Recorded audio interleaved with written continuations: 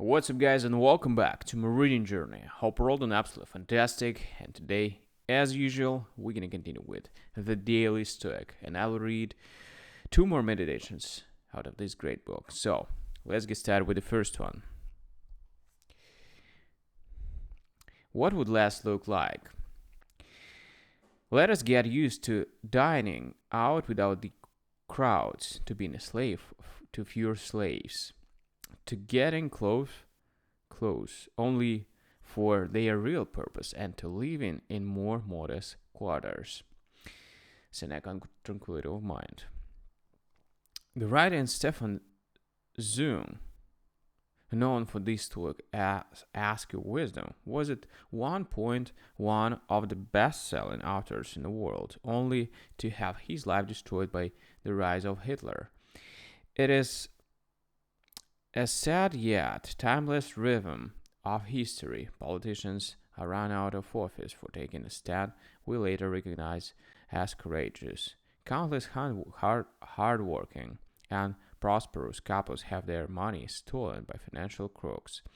Someone is accused of a crime but not vindicated until years later. At any moment, we may be toppled from our perch and made to do with less money, less recognition, less access, less resources, even the lasses that come with age, less mobility, less energy, less freedom.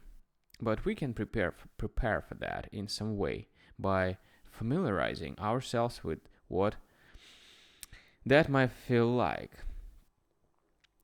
One way to protect yourself from the swings of fate and from the emotional vertigo that can result, it is by living within your means now. So today we can try to get used to having and surviving on less, so that if we are ever forced to have less, it would be not so bad.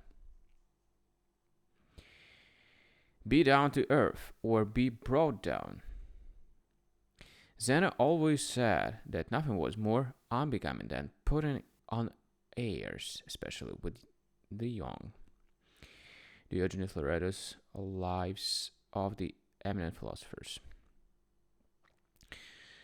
Socrates' famous letter to Dionysius, which later became the inspiration for Polonius's "to thine own self be true" speech, holds a similar warning to Zena. Writing to the young man, Socrates advises,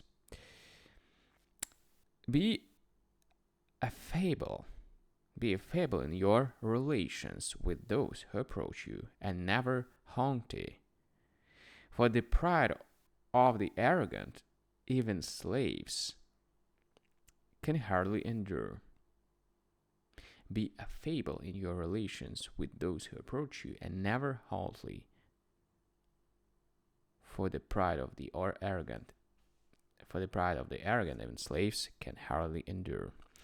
One of the most common tropes in art, from ancient literature to popular movies, is the brash and overconfident young man who has to be taken down a peg by an older, wiser man.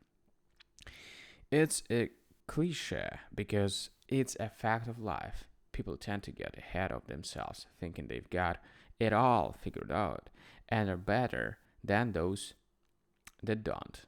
It becomes so unpleasant to put up with that someone has to drop some knowledge on them.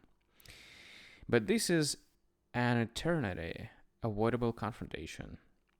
If the bubble is never inflated, it won't need to be popped. Overconfidence is a great weakness and liability, but if you are already humble, no one will need to humble you, and the world is much less likely to have nasty surprises in store for you.